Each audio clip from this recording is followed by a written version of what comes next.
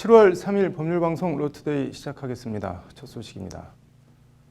일본 정부가 우리 대법원의 강제징용 배상 판결에 반발해 반도체나 스마트폰 등 국내 주력 제품 부품 소재에 대한 사실상 수출 규제 조치 시행이 당장 내일로 다가왔습니다.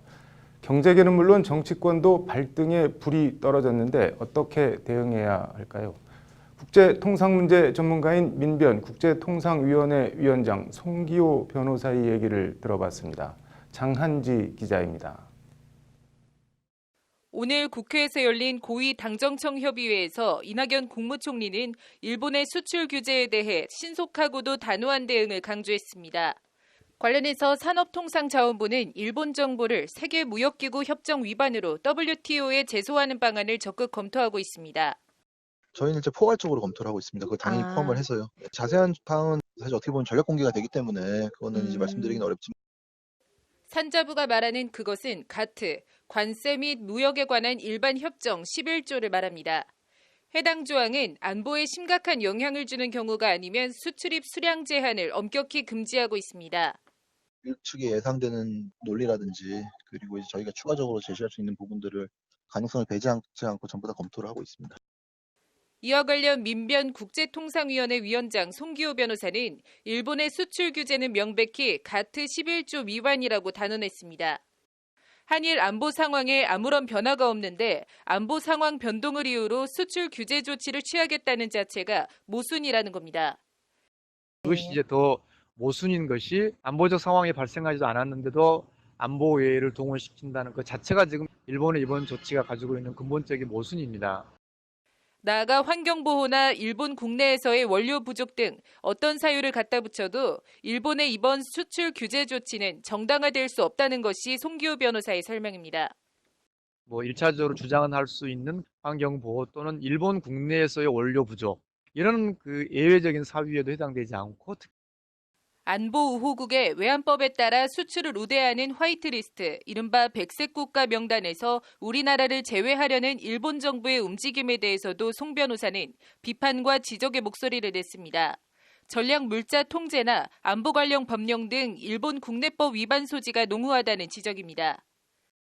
안보와 실질적 관련이 없는 내용을 안보라는 법령으로 조치를 취한 것이기 때문에 저는 이게 일본 국내법 위반 문제도. 송기호 변호사가 제시하는 해법은 크게 두 갈래입니다.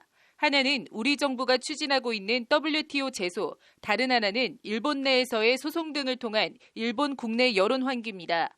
수출 규제가 한일 어느 국가에도 도움이 안 되는 만큼 아베 정권 스스로 조치를 철회할 수 있도록 일본 안에서부터 압박해야 한다는 겁니다.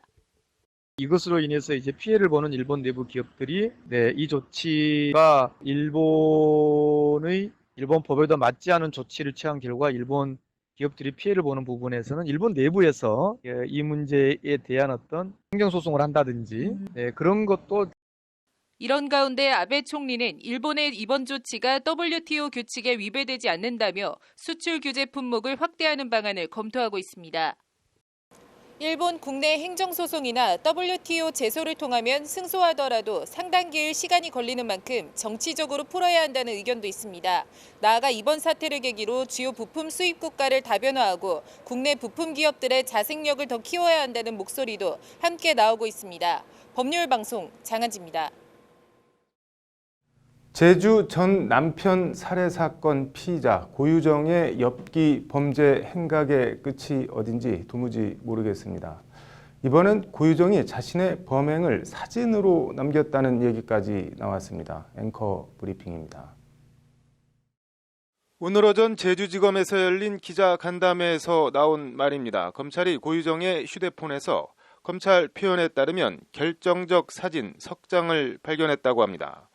전 남편이 살해된 날로 추정되는 지난 5월 25일 저녁 8시 10분에 촬영된 사진에는 벽걸이 시계와 오른쪽 하단에 전 남편 강 씨의 신발 등이 함께 찍혔습니다. 벽걸이 시계가 가리키는 저녁 8시 10분.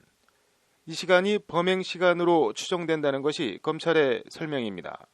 검찰 설명대로라면 범행 착수 시간을 사진으로 남긴 겁니다. 또 다른 사진에는 싱크대 위에 햇반과 카레라이스를 다 먹고 난 빈 그릇, 수면제 졸피뎀을 넣었던 분홍색 파우치가 놓여 있습니다.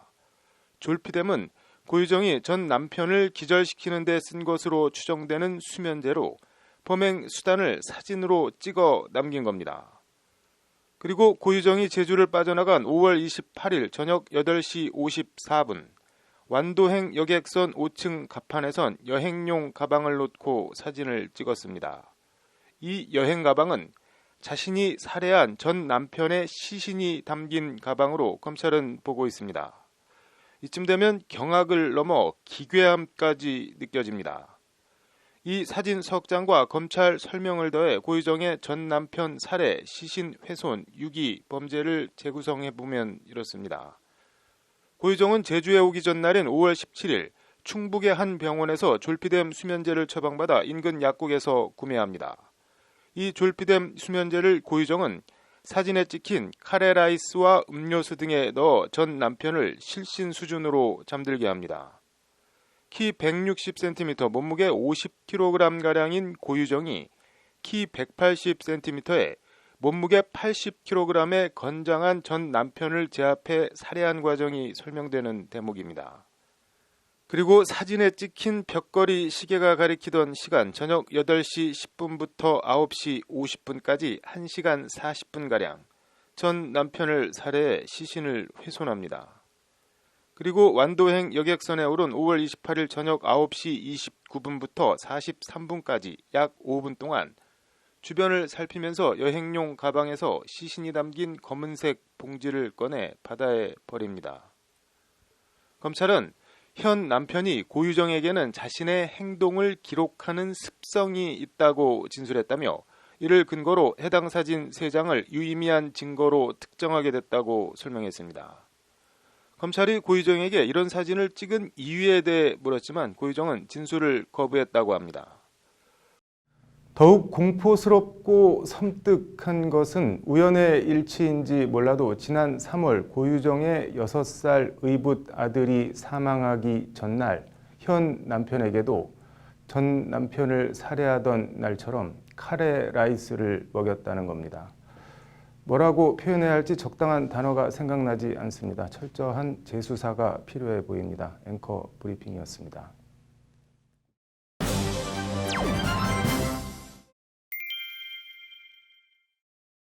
네, 영화배우 송강호 씨와 박해일 씨가 주연을 맡았고 고 전미선 씨의 유작이 되기도 한 영화 나란 말싸미가 송사에 휘말렸다고 합니다. 윤수경 변호사의 이슈 속 법과 생활입니다. 윤 변호사님, 송사에 휘말렸다고 하는데 어떤 내용인가요? 네, 이달 24일에 개봉 예정인 영화 나란 말싸미의 상영을 금지해달라는 가처분 신청이 법원에 접수됐는데요. 도서출판 나녹은 원작자에 대한 동의 없이 영화를 제작했다라는 이유로 해서 제작사인 주 영화사 두둥, 조철원 감독, 그리고 배급사인 메가백스 중앙 등을 상대로 서울중앙지법에 상영금지 가처분 신청을 냈습니다. 나녹은 2014년에 훈민정음의 길 해각존자 신미평전이라는 책을 출간했고요. 이 책의 독점 출판권과 영화화 권리를 보유하고 있습니다. 출판사 측이 내세운 상영금지 가처분 신청 이유가 어떻게 되나요? 네, 출판사 측에서는 나녹이 출판권을 보유한 도서를 영화사가 무단으로 각색해서 영화로 만들었다라고 주장을 하고 있고요. 출판사가 원 저작물에 해당한다고 주장하는 책이 훈민정음의 길, 해각존자 신미평전, 이 신미평전이라고 불리는 이 책인데요. 영화 제작사 감독이 출판사의 동의를 구하지도 않은 채 책의 내용을 토대로 시나리오 작업에 들어가고 투자까지 유치했다라고 주장을 하고 있고요.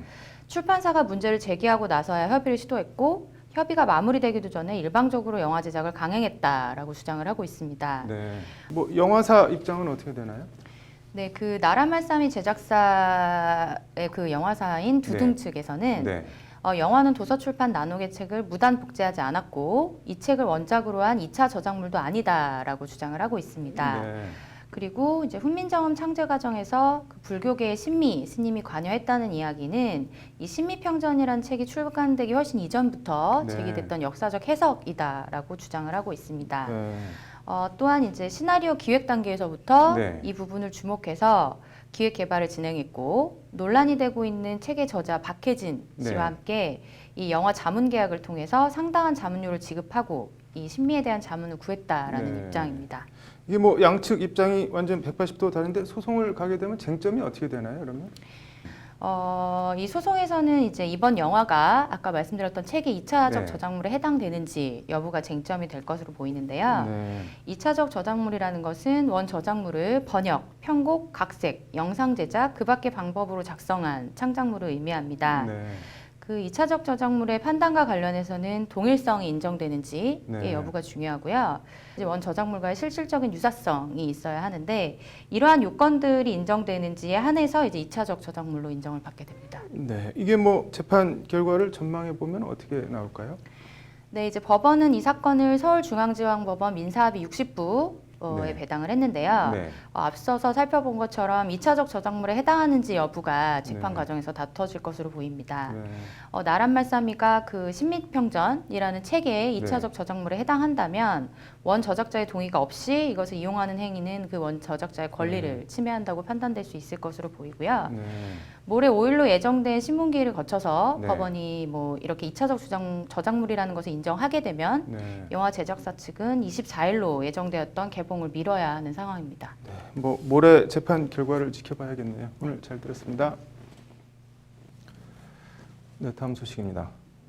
치킨 배달원이 불친절하다는 이유로 치킨을 다시 시켜 배달원을 살해하려 한 혐의로 1심에서 징역 7년을 선고받았던 40대 남성이 항소심에서 징역 3년으로 감형됐습니다. 판결로 보는 세상, 감형의 사유에 대해 얘기해 보겠습니다.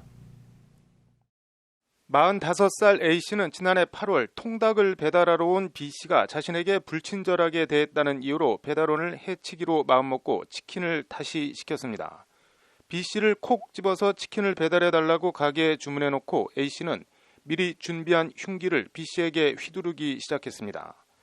A씨의 공격에 배달원은 목에 상처를 입었고 흉기를 피하는 과정에 굴러 넘어지며 다리뼈가 부러지는 등의 중상을 입었습니다. A씨는 재판에서 정신질환을 앓아 심신미약 상태였다고 주장했지만 1심은 A씨 주장이 이유 없다며 징역 7년을 선고했습니다. 항소심 재판부 판단이 오늘 나왔는데 서울고법 형사 2부 차문호 부장판사는 A씨가 반성하고 있다는 점 등을 들어 1심 징역 7년보다 4년이 감형된 징역 3년을 선고했습니다. A씨가 조현병 치료를 받을 것을 다짐하고 있고 피해자 가족에게 직접 사죄하고 수천만 원의 치료비 등을 지급하고 원만히 합의한 점 등이 재판부가 밝힌 감형 사유입니다. 차문호 부장판사는 대전고법 부장판사이던 2017년 10월엔 마약에 취해 어머니와 이모를 살해한 20살 C씨에 대해 존속살인과 살인 혐의를 무죄로 판결해 논란이 되기도 했습니다. 미국 명문대 장학생으로 입학 예정이던 C씨가 당시 52살이던 자신의 어머니와 60살 이모를 부엌에 있던 흉기로 여러 차례 찔러 숨지게 한 사건이었습니다. 경찰 조사 결과 C씨는 범행 열흘 전 친구가 준 LSD라는 강력한 마약을 투약했던 것으로 밝혀졌습니다. C씨 측은 재판에서 마약 급성 중독에 따른 심신 상실을 주장했지만 1심 재판부는 존속살인과 살인을 유죄로 판단해 징역 4년을 선고했습니다. 하지만 항소심을 맡은 차문호 부장판사는 심신상실을 인정해 존속살인과 살인에 대해선 무죄를 선고하고 마약류 관리법 위반만 유죄로 판단해 징역 2년과 치료감호를 선고했습니다. LSD 복용에 따라 피해망상, 환각 등 정신병적 증상이 나타났고 이후 열흘 동안 적절한 치료 없이 방치돼 범행 당시 그 증상이 극도로 악화한 것으로 보인다. 피고인이 제정신이 된 후 주고 자신의 잘못을 인정하며 자책하고 있다는 것이 존속살인, 살인 무죄에 대한 차문호 부장판사의 판단과 양형 사유였습니다. 당시 이 판결은 마약이 무슨 살인 면허냐는 식의 거센 비판과 논란에 직면한 바 있습니다. 차문호 부장판사 이름이 상당히 낯이 익습니다. 다름 아닌 우병우 전 민정수석과 김경수 경남지사 항소심 재판을 맡고 있는 부장판사입니다. 2007년과 2008년 양승태 대법관 전속재판연구관으로 근무한 경력이 있고 양승태 대법원장 시절 사법행정권 남용 관련해 이름이 거론되기도 했습니다. 이런 논란을 의식한 듯 지난 3월 19일 김경수 경남지사에 대한 보석신문에서 차문호 부장판사는 법정 밖에서의 비난과 예단은 신성한 법정을 모독하는 것이라며 모두가 승복할 수 있는 공정한 재판을 하겠다고 강조했습니다. 구태의연한 표현이긴 하지만 판사는 판결로 말한다는 말이 있습니다. 차문호 부장판사 말대로 모두가 공감하고 승복할 수 있는 판결을 내리는 법원이 되길 바라봅니다. 판결로 보는 세상이었습니다. 네, 이어서 법조계 소식 전해드리겠습니다. 음주운전 단속 기준을 강화한 제2윤창호법 시행 후 일주일 동안 음주운전 적발 건수가 지난해 같은 기간 대비 약 19% 줄어든 것으로 나타났습니다. 검찰은 부부싸움을 한 뒤 각자 집을 나가 생후 7개월 된 딸을 5일간 집에 혼자 방치해 숨지게 한 21살, 18살 부부에 대해 살인죄를 적용해 구속 기소했다고 오늘 밝혔습니다. KT 채용비리 사건을 맡고 있는 서울 남부지법 형사합의 13부가 오늘 이석채 전 KT 회장 등에 대한 업무방해 혐의 2차 공판 준비 기일을 마치고 오는 26일 첫 공판 기일을 진행합니다. 출소를 열흘 앞두고 교도소에서 동료 재소자를 폭행해 다치게 한 혐의로 재판에 넘겨진 20대에게 1심에서 벌금 400만 원이 선고됐습니다.